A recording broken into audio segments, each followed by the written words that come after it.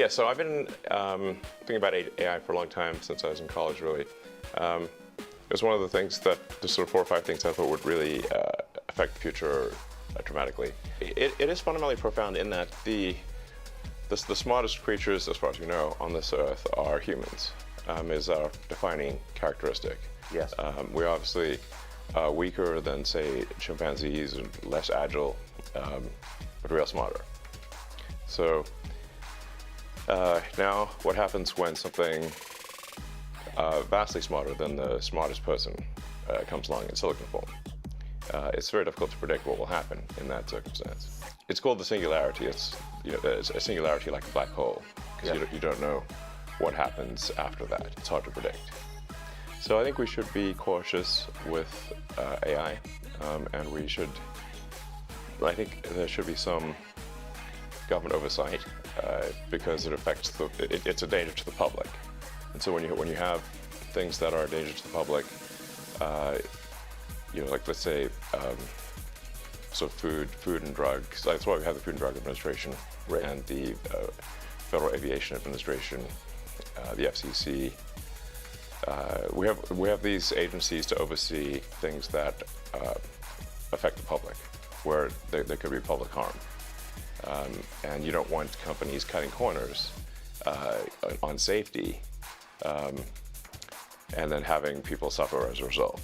So that's why I've actually for a long time been a strong advocate of AI regulation. So that I think regulation is, it's not fun to be regulated. It's somewhat arduous to be regulated. I have a lot of experience with regulated industries, because obviously automotive is highly regulated. You could fill this room with all the regulations that are required for a production car just in the United States, and then there's a whole different set of regulations in Europe and China and the rest of the world. So very familiar with being overseen by a lot of regulators. And the same thing is true with rockets. You can't just willy-nilly shoot rockets off, or not big ones anyway, because the FAA oversees that. And then even to get a launch license, there are probably half a dozen or more federal agencies that need to approve it, plus state agencies. So I've been through so many regulatory situations, it's insane. And sometimes people think I'm some sort of like regulatory maverick that sort of defies regulators on a regular basis, but this is actually not the case. Once in a blue moon, rarely I will disagree with regulators, but the vast majority of the time, my companies agree with the regulations and comply. Anyway, so I think we should take this seriously, and we should have a regulatory agency. I think it needs to start with a group that initially seeks insight into AI, then solicits opinion from industry, and then has proposed rulemaking, and then those rules, will probably, hopefully, grudgingly be accepted by the major players in AI, and I think we'll have a better chance of advanced AI being beneficial to humanity in that circumstance. But all regulations start with a perceived danger, and planes fall out of the sky, or food causes botulism. Yes. I don't think the average person playing with AI on his iPhone perceives any danger. Can you just roughly explain what you think the dangers might be? Yeah, so the danger, really, AI is perhaps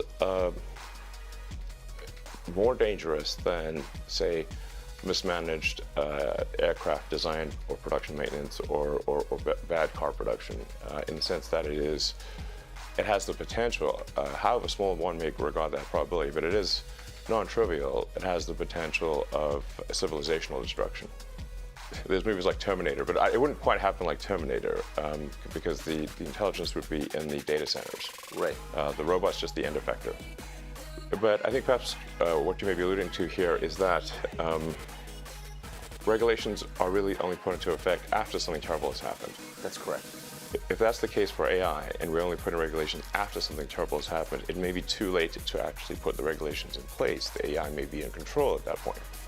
You think that's real. It is conceivable that AI could take control and reach a point where you couldn't turn it off and it would be making decisions for people. Yeah, absolutely. Absolutely. No, that's definitely where things are headed, for sure. I mean, the things like say ChatGPT, which is based on GPT-4 from OpenAI, which is a company that I played a critical role in creating, unfortunately. Back when it was a nonprofit? Yes. I mean, the reason OpenAI exists at all is that Larry Page and I used to be close friends, and I would stay at his house in Palo Alto, and I would talk to him late into the night about AI safety. And at least my perception was that Larry was not taking AI safety seriously enough. What did he say about it? He really seemed to be one sort of digital superintelligence, basically digital God, if you will, as soon as possible. He wanted that? Yes. He's made many public statements over the years that the whole goal of Google is what's called AGI, Artificial General Intelligence, or Artificial Superintelligence. No, and I agree with him that there's great potential for good, but there's also potential for bad. And so if you've got some radical new technology, you want to try to take a set of actions that maximize the probability that it will do good and minimize the probability it will do bad things. Yes. It can't just be hell for leather. Let's just go, barreling forward and, hope for the best. And then at one point, I said, well, what about, we're going to make sure humanity's okay here. And then he called me a speciesist. Did he use that term? Yes. And there were witnesses. I wasn't the only one there when he called me a speciesist. And so I was like, okay, that's it. Yes, I'm a speciesist. Okay, you got me. What are you? Yeah, I'm fully a speciesist.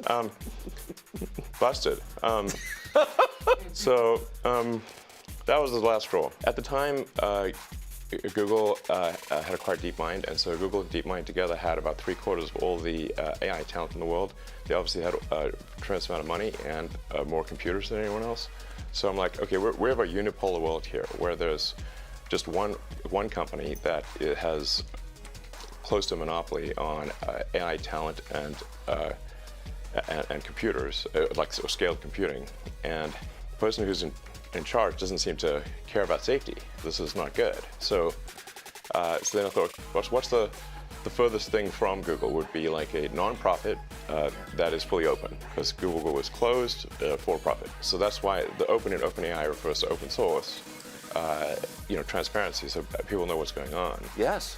And that we don't want to have like while I'm normally in favor of for-profit, we don't want this to be sort of a profit-maximizing demon from hell. That's right. That just never stops. Right. So that's how OpenAI would. So you want speciesist incentives here, incentives that. Yes, I think we want pro-human. Yeah. Let's make the future good for the humans. Yes. Yes, because we're humans. Going with old sayings, the pen is mightier than the sword. So if you have a super intelligent AI that is capable of writing incredibly well and in a way that is very influential, convincing, and is constantly figuring out what is more convincing to people over time, and then enter social media, for example, Twitter, but also Facebook and others, and potentially manipulates public opinion in a way that is very bad. How would we even know?